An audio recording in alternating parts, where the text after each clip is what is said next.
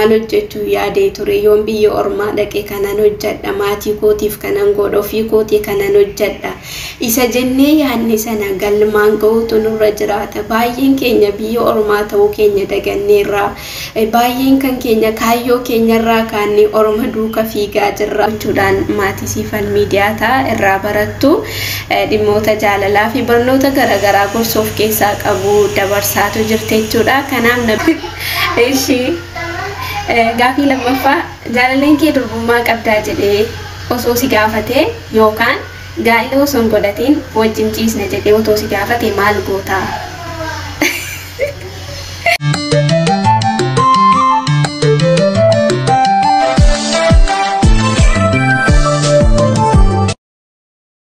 Kafuune kabajamtootaaf jaallatamtoota hordoftoota chaanaalii Siifan Miidiyaa bakka jirtan hundumaatti iyyuu nageenyi waaqayyoo isiniif haa baay'atu. Guyyaa irraa keessummaa ta'e chaanaalii Siifan Miidiyaa irratti argamuu kootti baay'ee gammadee tan jira. Siifan Miidiyaa chaanaalii kee irratti waan naaf hirte guddaa galatoomi. Egaan gaafiin gaafatameef deebii laachuudhaaf dhufee tan jira. Namoonni chaanaalii kanaaf haaraa taatan like, subscribe, share gochuudhaan maatii Siifan Miidiyaa ta'a barattu dhimmoota jaalalaa fi barnoota garaagaraa gorsoof keessaa qabu dabarsaatu jirte jechuudha. Kanaaf namni kamiyyuu hordofaa isiniin jechuun jaalladha. Garan gaafii guyyaa irraa gaafatameetti waliin darbina. Garan gaafii gaafatameetti waliin darbina. Gaafiin inni tokkoffaan Meeroon eenyu jedha.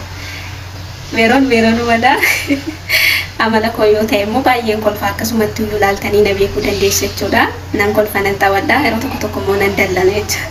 Yoo dallane iyyuu baay'ee hin turu bira turuu hin beeku jechuudha malli koo kanadha. Eessatti dhalattee jedha. Ani bakka dhaladhee guddadhee eessa jettanii yaaddume? Bakka dhaladhee Jimmaadha. Baay'inaan kanan itti jiraadhe immoo Finfinneedha jechuudha. Ishii gaafii lammaffaa jaalalleen kee durbummaa qabdaa jedhee osoo si gaafatee yookaan gaa'ila osoo hin godhatiin wajjin ciisna jedhee osoo si gaafatee maal gootaa? Ara gaafiin kun hin beeku ati. Otoo inni na gaafatee yaa osilaa ergan baadhee yoo wana ga'eeti ayi lakki maatii dhaqiiti gaafadhu warra koo kan jedhu sirba akkasii jira mitiire. Lagi gaafadhu dura warra koo yoo isaanii itti anaan sitti na kennanii tole rakkoo hin qabu yoo tina fuuteen jedhanii yoo inni na fuudhatee nan kennaaf jechuudha mana keenyatti galle. Ishii gaafii sadaffaa jaallachuun moo jaallatamuutu miidhaa qabaa? Jaallattee dhabdee beektaa jedha. Gaafiin sadaffaa irra nan deebi'a jaallachuun moo jaallatamuu miidhaa qabaa? Jaallachuun irra jaallatamuutu gaariidha jedhee yaada. Yeroo baay'ee shamarreen keenya kan jarri miidhamanii jaallataniitu itti miidhamu jechuudha. Kanaaf iyyuu jaallachuu irra moo jaallatamuutu gaariidha jedhee yaada. Gara gaafii ja'affaatti waliin dabarree akkas jedha. Hiriyyaan kee shamarranii tokko osoo jaalallee keetiin wal barsiistee sirratti jaallattee maal gootaa? Kun gaafii cimaadha jarana kun gaafii cimaadha. Indee jaalallee kan koo irratti isheen koo addunyaan kan koo yoo jaalallee koo jaallatte arenaa gaddiisin jedhaniin maaliif inni jaalallee koodha kan nama biraa ta'uu hin danda'u al takkaan koo ta'eera waaqayyo naaf laateera waan ta'eef inni kan koo ta'e immoo deebi'ee nama biraaf ta'uu hin danda'u waaqayyo tokkoof tokko uume waan ta'eef kan koodha jedhee harkatti hin dhiisuu jechuudha. Warree buyyuu ta'a malee ani gadi hin dhiisu gaa nan bade nan du'e gaa. Indisina sodaatanii indisina warra akkas taata yoo jiraattanillee sodaatanii indisina jechuudha. Jaalallee keessan irratti nam tokko indisina maaliif rabbitu isinii laate waan ta'eef. Kanaaf gaafiin kun kanumaan deebi'e jechuudha. Eshi kanaaf maal jettee xumurtee hiriyyaan kan kee shamarranii tokko osoo jaalallee keetiin wal barsiistee sirriitti jaallatte maal gootaadha? Kanaaf irratti hin dhiisu. Jaalallee keetirratti jaalalan naqabe jettee maal gootaa? Okkee gaafichatti hin kufne jechuudha. Kanaaf iyyuu ani irratti hin dhiisu jechuudha. Inni jaalallee koodha. Jaalalleen koo jaalallee ishee ta'uu hin danda'u. Kan biraa barbaaddadhu siifis kan biraa waaqayyo kenneeraa jedhee tan golobaa jechuudha. kanadha ishi gaafii torbaffaan immoo dhiira qaama shamarreenirraa maal jaallataa dhiirri qaama shamarreenirraa maal jaallataa jedha yaa'u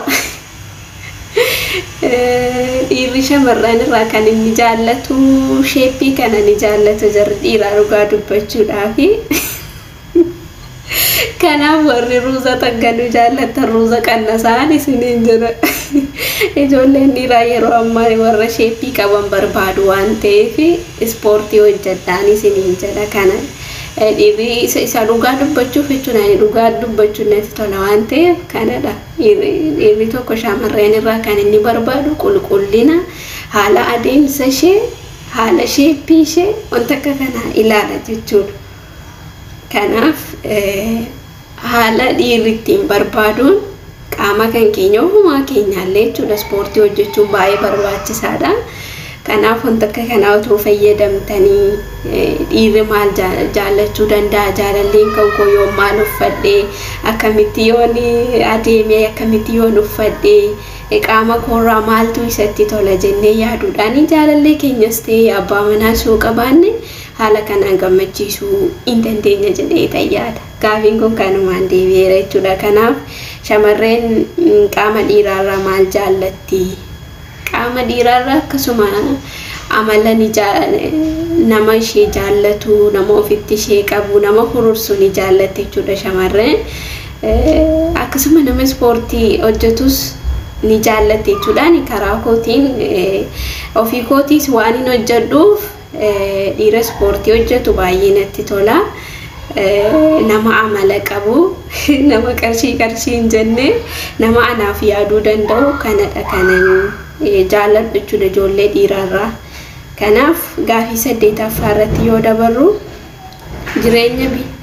jireenya biyya ormaatirraa maal gara gaafii xumuraatti dhufnee jirra gaafiin gaafatameef deebii laadheera jedheetan yaada jechuudha kanaaf gaafiin inni xumuraa jireenya biyya ormaarraa maal baratte jedha egaa biyya ormaa keessatti waaqayyotu tokkoffaa nama dandeessisa malee baay'ee obsa nama dhowwata abdii nama kutachiisa jireenyi biyya ormaa dhugaadha abdii nama kutachiisa kana keessatti immoo kan ayyaana isaanuu baay'isee nu gargaare waaqayyo gooftaa keenyaaf galanni guddaan haa ta'u kanaaf kana keessatti immoo jabaannee hojjannee kaayyoo biyya keenyaaf baaneef beeknee kaleessa maaliin karoorsaa ture maal hojjechuu yaadee ture yoon biyya ormaa dhaqee kanan hojjedha maatii kootiif kanan godha ofii kootii kanan hojjedha isa jennee yaadne sana galmaan ga'uutu nurra jiraata baay'een keenya biyya ormaa ta'uu keenya daganneerra baay'een kan keenya kaayyoo keenyarraa kaannee orma duuka fiigaa jirra maqaa oromoo balleessaa irra maqaa lammii keenya maqaa maatii keenya arrabsiisaatu jirra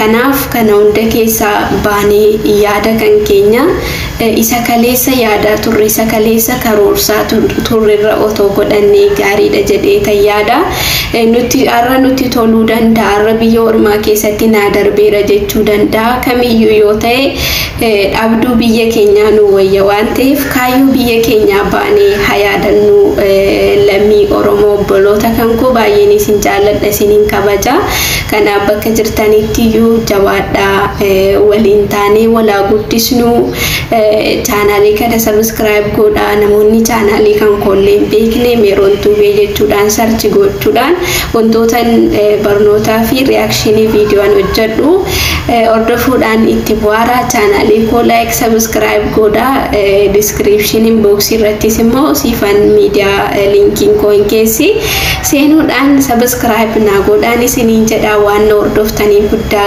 galatoomaa bakka jirtanutti oromoon hundinuu waliin jabaannee tokkummaa keenya cimsinee haadhaaf nu walaa jajjabeessinuun isiniin jedhaa bakka jirtanitti nageenya waaqayyo